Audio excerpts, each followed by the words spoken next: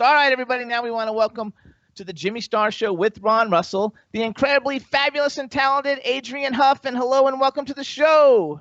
Hello, you guys. There we go. Let me introduce you to everybody, starting off with my cool, outrageous man about town co-host, Mr. Ron Russell. You're sort of spooking me out because about 6 months ago, I lost one of my dearest friends in the world, very handsome guy. His name was Tony. And you look so much like him. Yeah, you look just like Tony. Not just like, but so much. You're as handsome as he is, and you have his same look. So it's kind of spooky. Are you from Brooklyn, and are you Italian?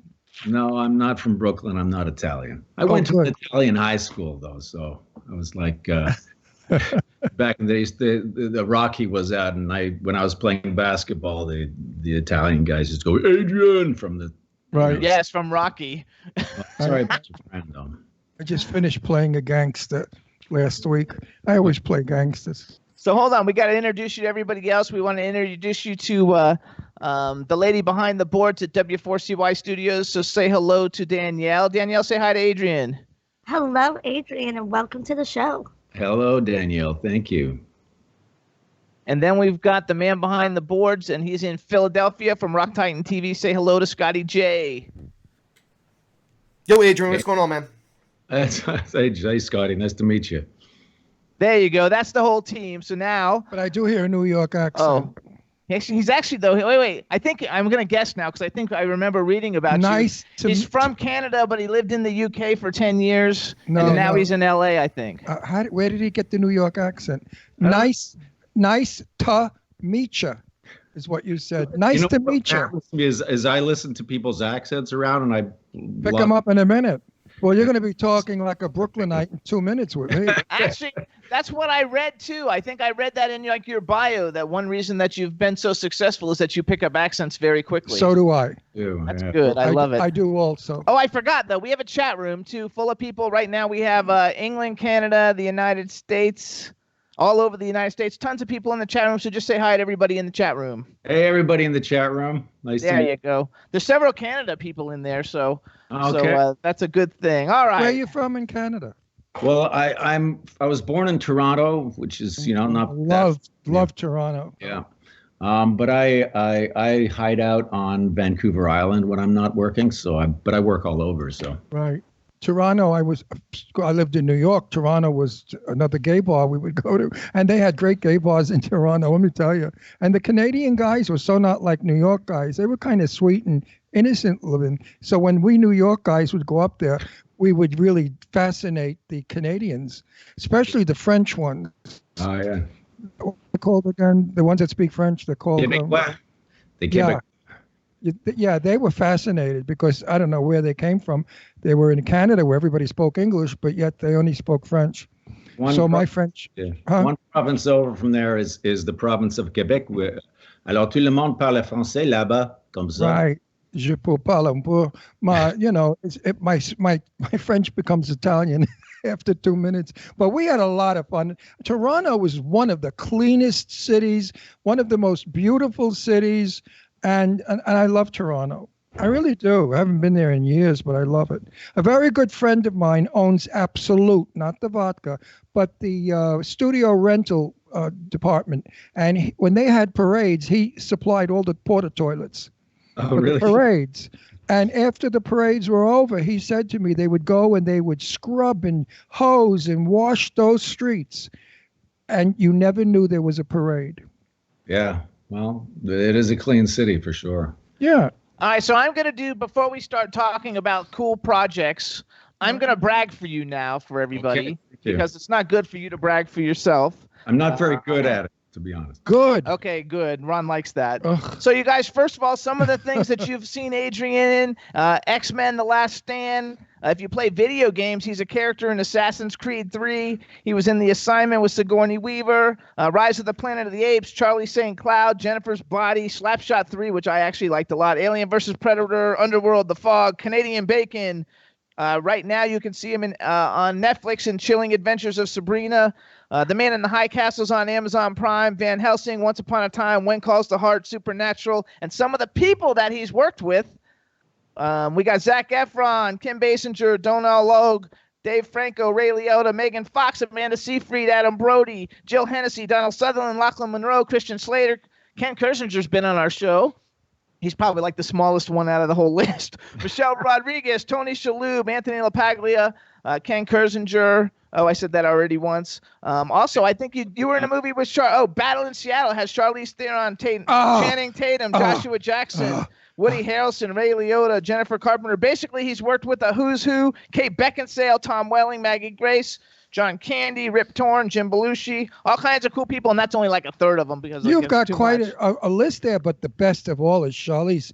Tell me. Hey, did you get to meet her in that movie? My scenes were not with Charlize on that. Kill yourself. I know, I do. But I have also worked with Ian McKellen and Patrick Stewart on X-Men 3. The scenes that I had in that were with those two. I think she's the most beautiful woman today in Hollywood. Yeah. I mean, she's breathtaking. Did you see Bombshell?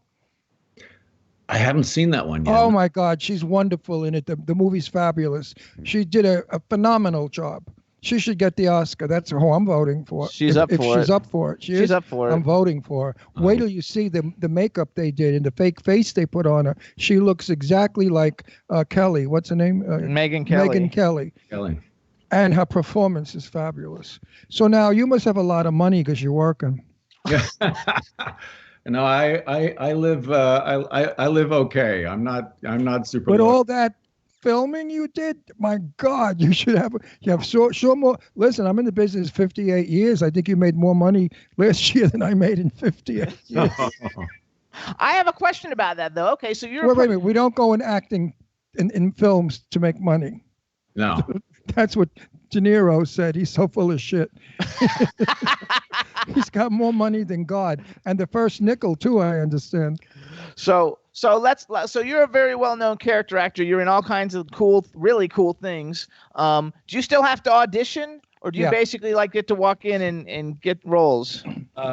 It's very rare that I think anyone walks in and gets roles because if I go up for something, there's another 5 or 10 guys who've all got the same or better resumes than me. They might have had a lead in a series or. I still audition, and I still get audition nerves. I'm just better after 37 years at dealing with it. Here's my best audition story. Okay. I was dear friends with Shelley Winters, the actress. Yeah. And she said to me, somebody wanted her for a movie, and they said, Miss Winters, please come down with your resume, and we want you to audition. So Shelley went down with her Oscar. She walked over to the table. She said, here's my fucking resume, and I'm Shelley Winters. And the guy dropped dead. Well, because how do you get Shelley Winters, a 2-time Academy Award winner, to audition? That's ridiculous. One of the most brilliant actresses of our time. Yeah. Did you ever meet Shelley? No. Oh, no. She was fabulous. I was a fan way back. So. She was a delightful woman and a funny lady. Yeah. So I have come on, dog. I have some movie questions for you. We have our little rescue dog sitting here on our desk. I noticed that. Assumed you weren't around. Dog. First of all, I'm a superhero freak. So basically, superhero movies and horror movies are my 2 big things. So for me, X-Men 3 is probably my favorite. Even though you don't have the biggest part in it, it's probably my favorite just because I love X-Men 3. There are no big parts. There are only small actors. What was that one? No, no small parts. Only big small actors. So let's go. But let's talk a little bit because I've never seen The Chilling Adventures of Sabrina, and now we've had a couple of people on that have had roles in it.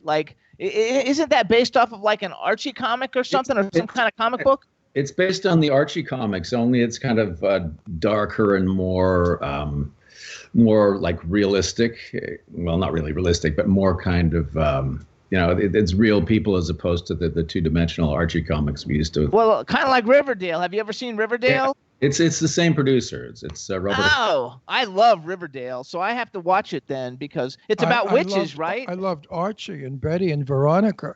And Jughead. Remember Jughead? I used to love him. Yeah.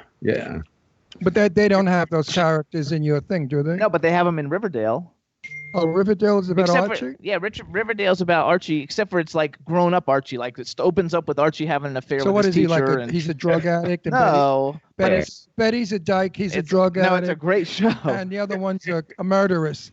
That's so wait. So Chilling Adventures of Sabrina is kind of like that. Then I'm going to have to like watch it. And you play like a farmer or something. Yeah. But I noticed you're in like 8 episodes or something. You're in a bunch of them. A bunch of episodes. There's Sabrina has a bunch of friends. One of them is a trans kid. Played by Lachlan, and I play Lachlan's dad, Susie/Theo's dad. And so we had to play. I mean, it's already out now. It's not a spoiler. It's just there's a scene where this kid has to come out as trans to their dad, who's played by me, who's and so I had the struggle of, in this one scene, finding out that my daughter, from the farmer's point of view, is a boy. And so there's this it was really quite complicated to play, touching scene, I think. And we got a lot of nice feedback about that. Oh, I love it. I'm going to start watching it. As soon as we come back from NAMM, I'm going to start watching Amazing the parts you can play today. 30 years ago, that was unheard of. Yeah, exactly. Oh, I mean, that was cinema taboo. Let's get these boring questions over with. I hate these questions. How long have you been working? And why? And why? Why? I literally have no other skills. I can do a little. Neither do I. But I know what you funny mean. voices and play characters, and that's about it. Right. I know what you mean. Do you have a character that's like your favorite character? I mean, you've been in a lot of things. Do you have one of them that stands out as like, oh my God, I really love doing this? Well, I really love playing the character in Assassin's Creed 3 because he's this sort of upper class Brit who's seems quite uptight and possibly evil, but underneath there's a soft side. And I got to work on that over a year and a half. Like every month they'd fly me to the studio in Montreal where we'd record the scenes and we'd play them out.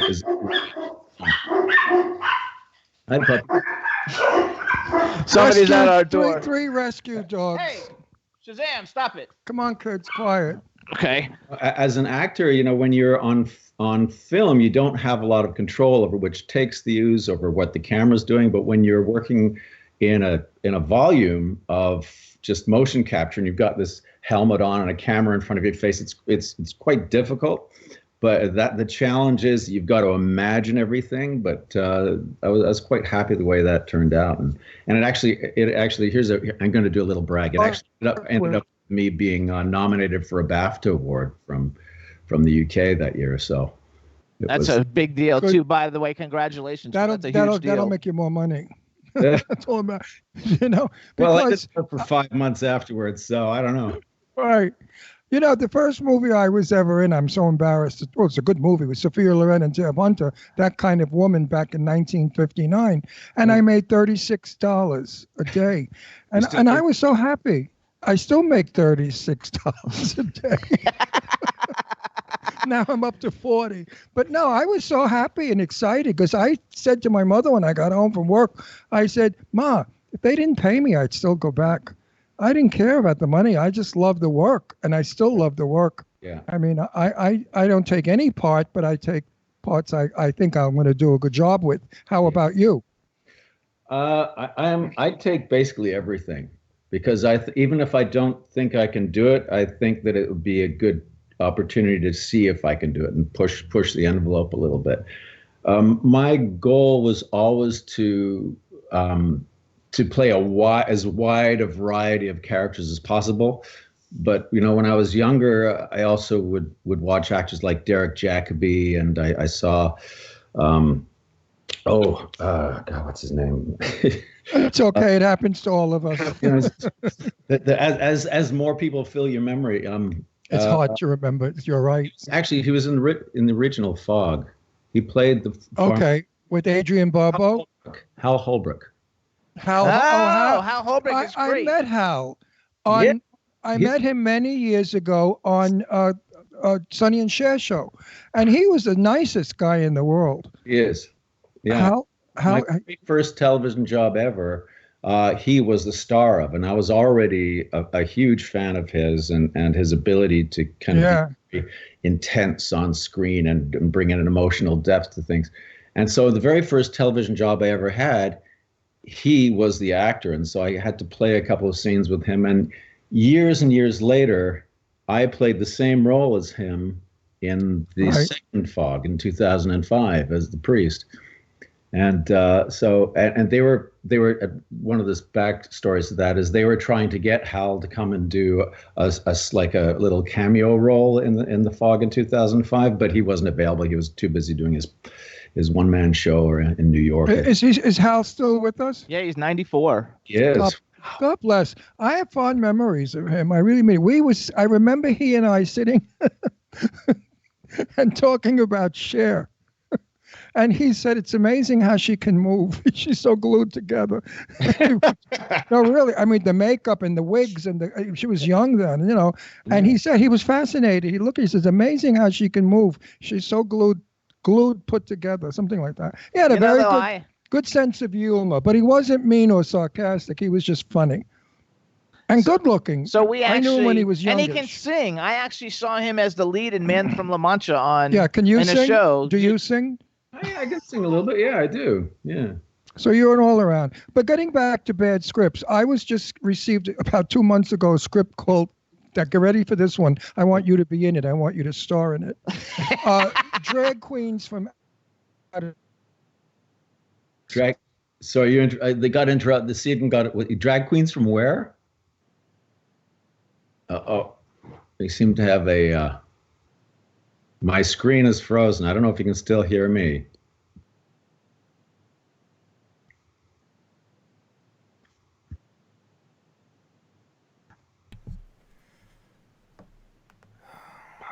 Are you back? It's not you, Adrian. It's actually Jimmy and Ron. How come it's not you? There you go. It's us? Hold on, Jimmy and Ron. That you guys were frozen for like a good 30 seconds.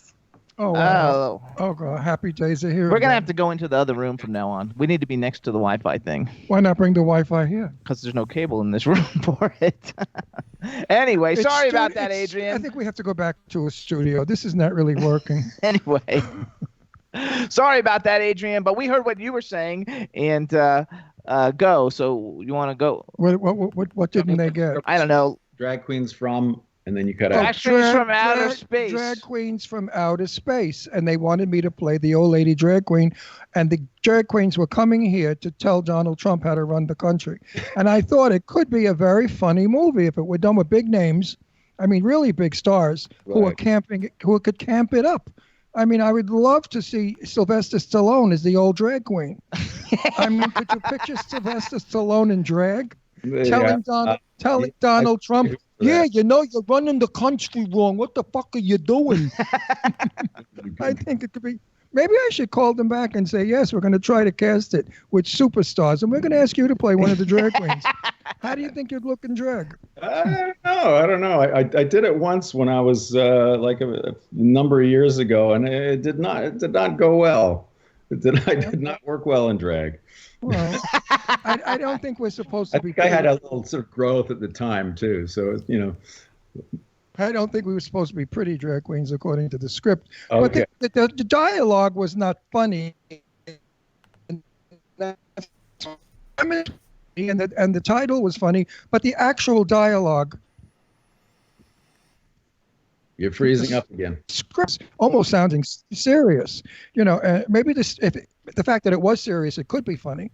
I don't know how it would play. It would have to be a good director that knows how to twist that around. How do you feel about directors? I know Betty Davis hated them all. She told me that. I like directors because I'm interested in directing. It's one of those down the road things, but and I have a real appreciation for what they do, and I like. It really depends on the director. I mean, I've had I'm working on a new show that Apple's bringing out in the spring called Home Before Dark, and we've had some wonderful directors on that, some really terrific directors, and I to be honest, I really like women directors, and I do too. I was just directed 2 weeks ago by Judith Chapman, the soap opera queen. Oh yeah, you know who she is, Judith Chapman, queen of soap opera. Okay. She was in Bold in the beautiful General Hospital. Everyone for 40 or 50 years she's been on film. She was fabulous. I mean, I'm used to the old way of directing. My first director, grab this one, was Sidney Lumet when I did That Kind of Woman. Now, when you're directed at 19 years old by Sidney Lumet, where do you go from there, my dear? Where do you go? You go places you don't want to go. I don't like when an actor I see is doing a beautiful job and the director says, no, that's not what I want. And then the director redirects the actor and the piece is a piece of shit. What happens to you when they do that to you? Because I suspect you're a good actor. I think you're going to be a very good actor, an intense actor. And what if the director doesn't want you to be so intense, yet you feel the part must be intense? Well, that's happened to me in Hallmark shows before, because those pieces of crap tend towards darkness. I have what I call resting son of a bitch face, and so I have to be careful, like especially if I'm playing a Hallmark, to keep lightening it up, because I have to go extra light, extra happy for the not possible. He's a nice guy.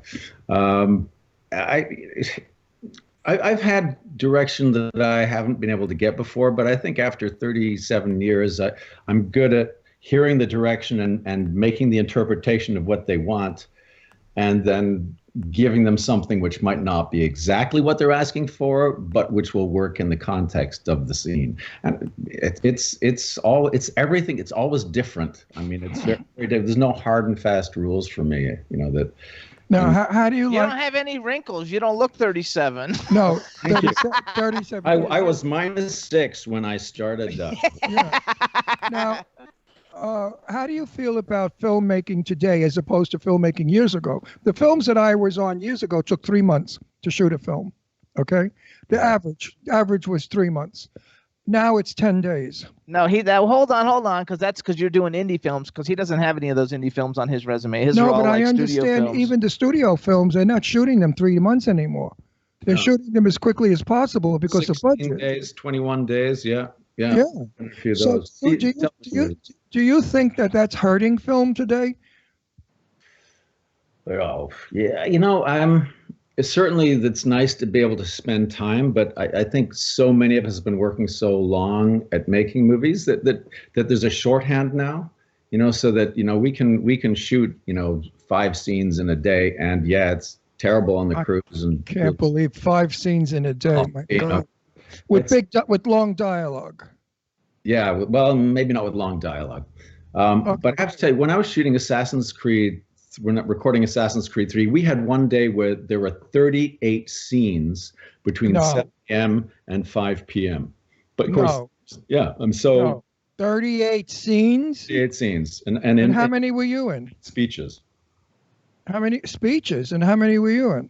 I was in at least half of them, and in 5 of those scenes I had long monologues in. Forget it. Yeah. Forget about it. Do you have trouble remembering I do. lines? He has some trouble remembering. Well, I'm going to be 80 years old in May. At 80 years old, your brain burns. But do you have problems remembering lines, or are you pretty good at it?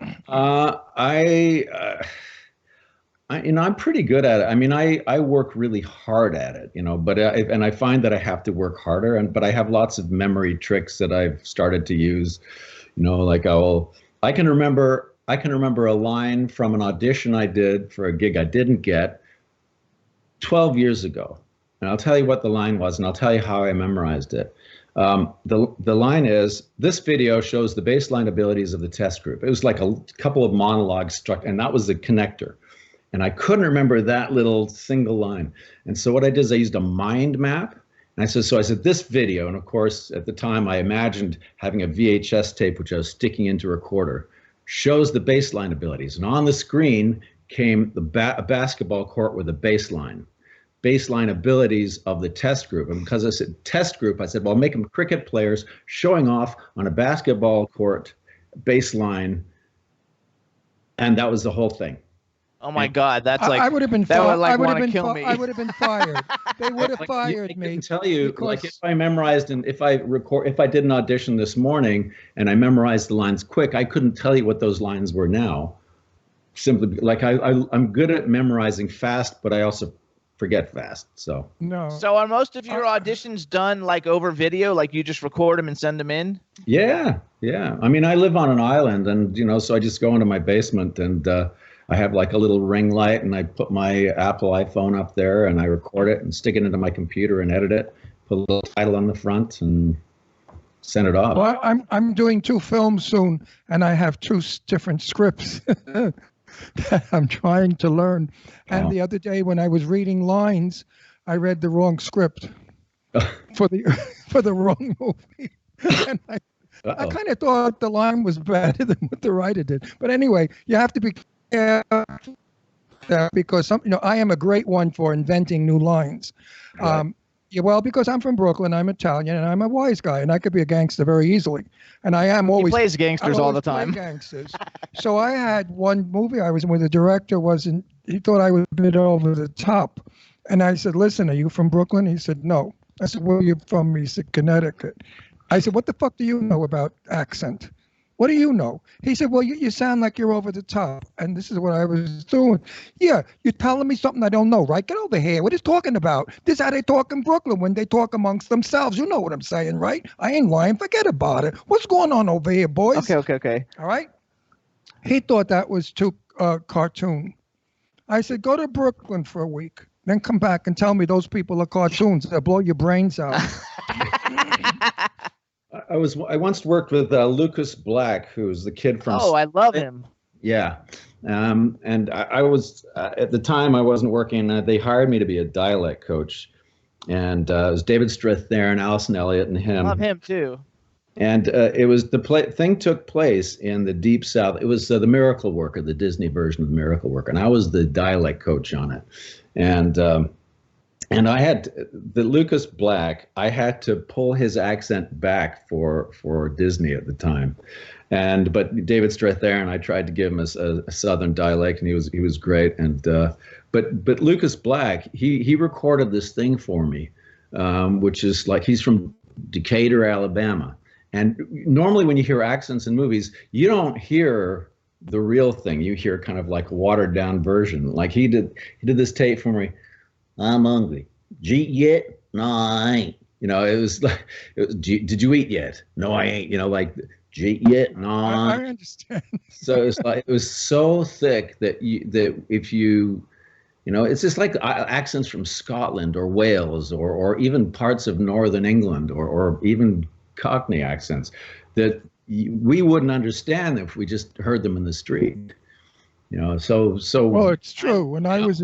That's When I was in England with my daughter, she was 16 at the time, we asked a guy for instructions, and I thanked him. And then as we walked away, I said, Leslie, what did he say? She said, Daddy, I don't know. And the guy spoke English, but it was such a Cockney thick. Oh, my God, it was awful. I actually, though, I love Lucas Black, and I'm big into the whole Fast and Furious franchise because I did the costume design in the second one. And he was a star of the third one. He's a star of the third one when they were in Japan or Tokyo Drift. So they were in Tokyo, and now he's on NCIS New Orleans. That's right. Yeah, he's like one of the main guys. So like, good for him. Congratulations for him. Yeah, and he's just fun. Like, actually, we should reach out to him. I'd like to have him on the show. He's a good one. Good. I'm terrified that somebody's going to contact me and want me to be in a major motion picture, because I know I'll get through like a minute and they'll fire me. Because I'm serious about this. I did stand-up comedy for 45 years in nightclubs. And I have video now that I'm putting together to put on YouTube. I did 12 minutes of nonstop memory speaking jokes.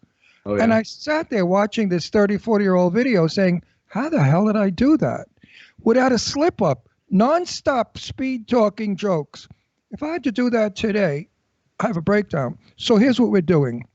Right. Marlon Brando does it. Robert You're not supposed to tell tales on people. Oh, yes, you can. Robert De Niro won't mind. Robert De Niro does it, and a bunch of Eric Roberts, a bunch of old bags do it. We have an earplug we put in our ear, and someone offset feeds us our lines. Yeah. That's what I'm doing with my next two movies because there's no way I can remember lines. When you're my age, 80 soon, your brain just doesn't work anymore. It's very difficult to do simple things like walking. Yeah. Or remembering you have to pee before you go out. So let's go. Let's ask some fun questions because you've already worked with a who's who of Hollywood. Yeah. You've worked with so many He certainly phenomenal has. people, and you're in such high profile. Even all the TV shows. I mean, like sometimes you see people and they have a few good credits, and then you see their TV shows and it's like shit nobody ever watches. But you're like in all the highly acclaimed TV shows. You're not in the shitty ones, and so those two. well, maybe, but I didn't write those down then. Maybe I didn't pay attention. But okay, But so I do remember you as the priest now that I'm thinking back. The Fog. In The Fog. I So- thought the second one was not as good as the first. What did you think? Yeah, I would have to agree with you. The first one was the second one they tried to do a lot of stuff with special effects. The Fog is like more, there's like ghosts and stuff that they put into it. The original one was more kind of the fact that you didn't see things. Was We're more breaking up. to me. The first one, the fact that Exactly. you didn't see so much, made it scarier, I thought. And Adrian on the roof hanging from her boobs, that was what all the guys liked watching as she was rolling down the roof with the boobies hitting the roof. So hold on, let's go though. Okay, so you've worked with a who's who. So number one, I'm going to give you like a twofold question, so you can be thinking about one as you're answering the other. First of all, who are male and female actors on your bucket list of, oh my God, I'd really love to do something with these people? And then, if you could have had the leading role in any movie ever produced that's ever been out, what movie would you have liked to been in, and why is it that you picked that movie? Well, first one is Anthony Hopkins, who is Love him. by far for me has been one of the, from way back, that when I was in England, he was the stuff that he's able to do emotionally and with so little facial movement, with so much seeming effortlessness, Absolutely. and fire and passion. I know. What about a female now? Wait a second. Let me just interject this. I know Tony. Lee Winkler.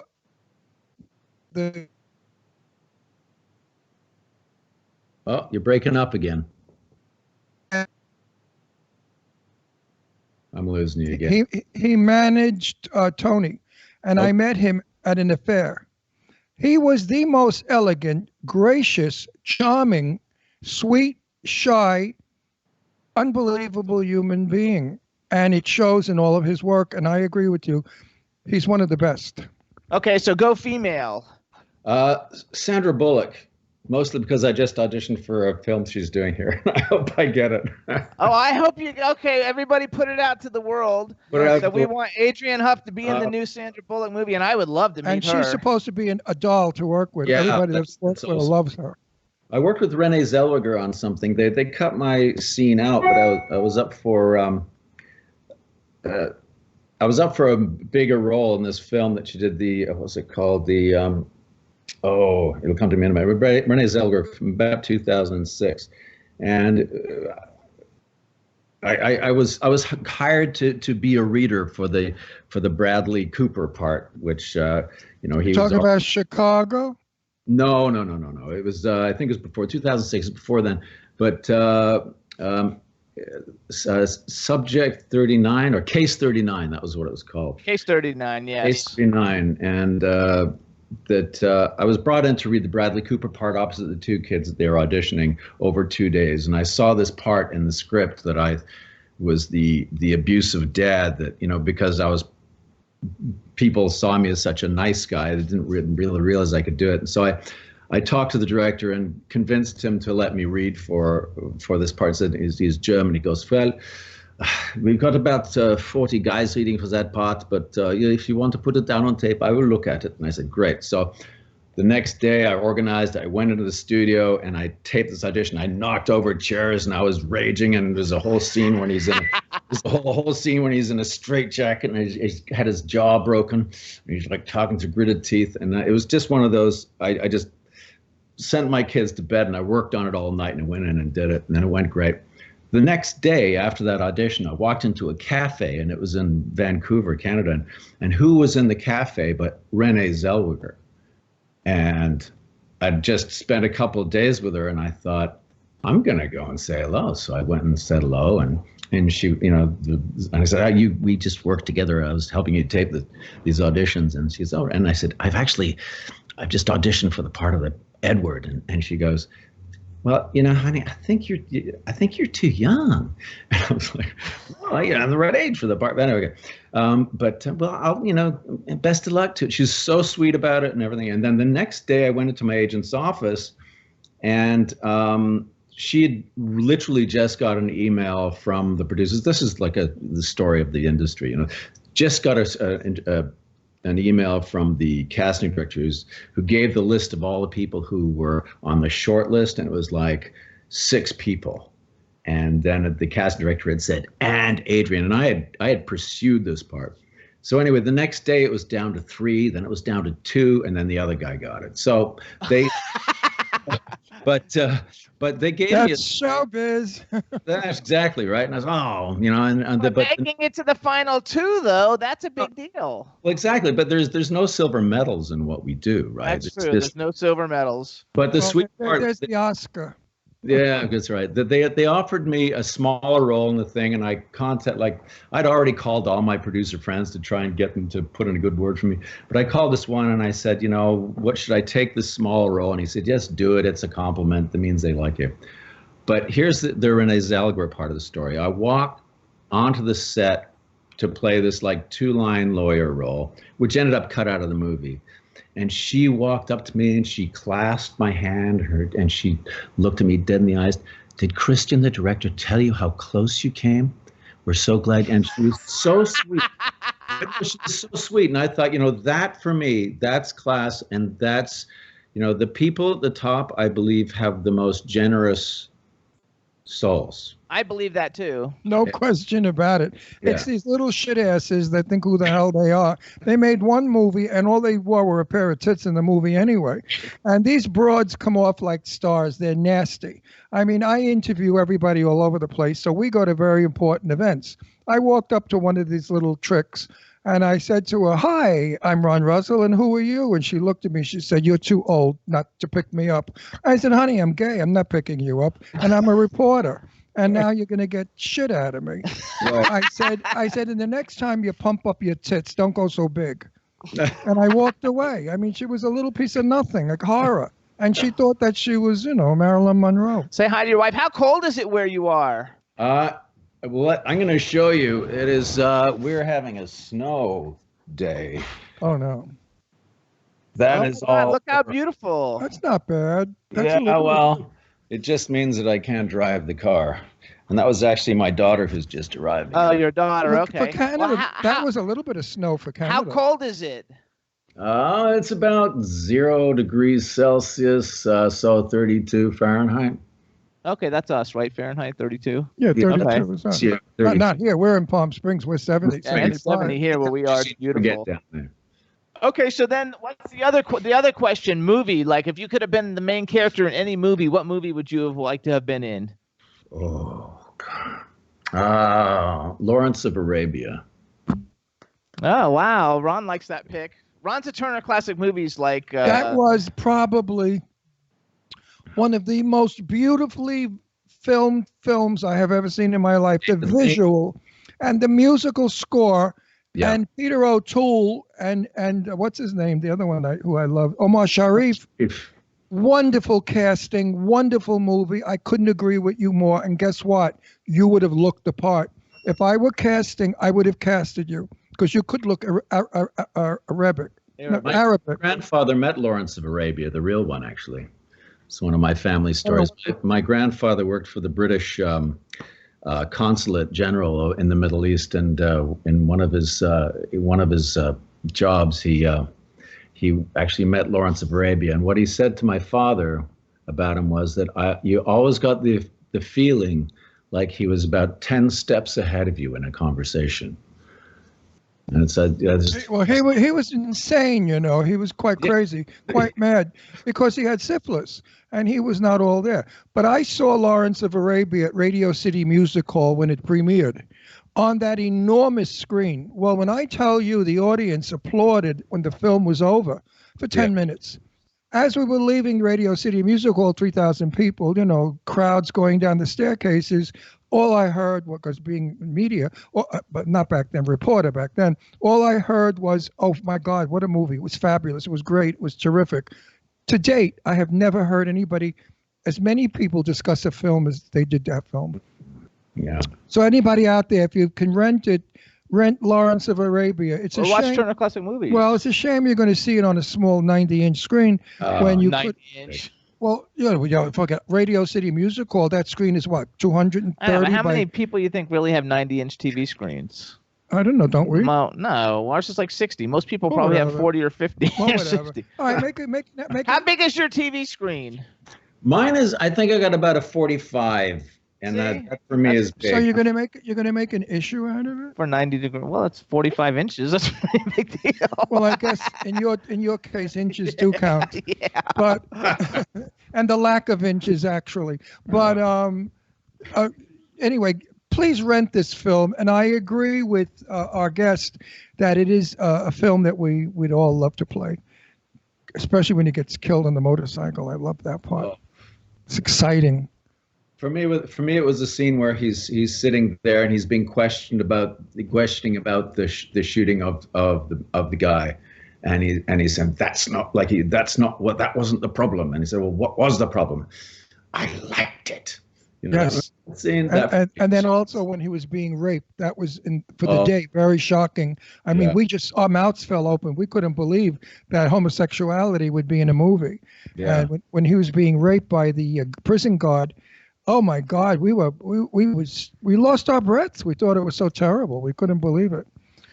Okay, so here's what we're going to do, everybody. First of all, follow Adrian. You guys, you can follow him on Twitter. He's at 8800. So is that how you pronounce it? ADEY 800 is his Twitter. Mm-hmm. And remember, he's a BAFTA nom. He has that big on his Twitter thing, which is very cool. His and that Instagram is Real Adrian Hough. Yes, and his Instagram is Real Adrian Hough. But remember that Hough is HOUGH. And not HUFF. Why don't you spell it HUFF to make it easier? It's a bit late now. It's been out there for a while. There's only 8 different ways of pronouncing OUGH in the English language, so ouch. Ouch. Adrian, ouch. So you guys also, if you want to see Adrian's work, check out Chilling Adventures of Sabrina, because that's what I'm going to go watch, because I can't wait to see it now that I've met several people on it. And you can see him in X-Men The Last Stand. I don't know. He's got all kinds of things. And if you're into video games, are you in more than one video game? I'm that's the main one, Assassin's Creed 3. I've done I played Kurt Wagner, the Nightcrawler, years ago, and in one of the old Nintendo games about the X-Men. I think I'm the only actor who's done both a voice in the original X-Men cartoons as well as being in the live-action movie. I was the original. Yes, I read that online actually, so that's correct. I don't know where I read it, but when I Googled you, I read that. Well, whatever you are, whatever you do, I just want to tell you something. You're a wonderful guest. Okay. And I so appreciate the fact that you're conversational, you're interesting, you're charming, you're witty, and I'm sure that you're a great actor. And when I see your work, I'll say, yeah, I was right. Thank you for coming on our show. Thank you. Have a great day, guys. All right. Bye-bye. Stay warm. Bye now. Yeah. Bye-bye. All right.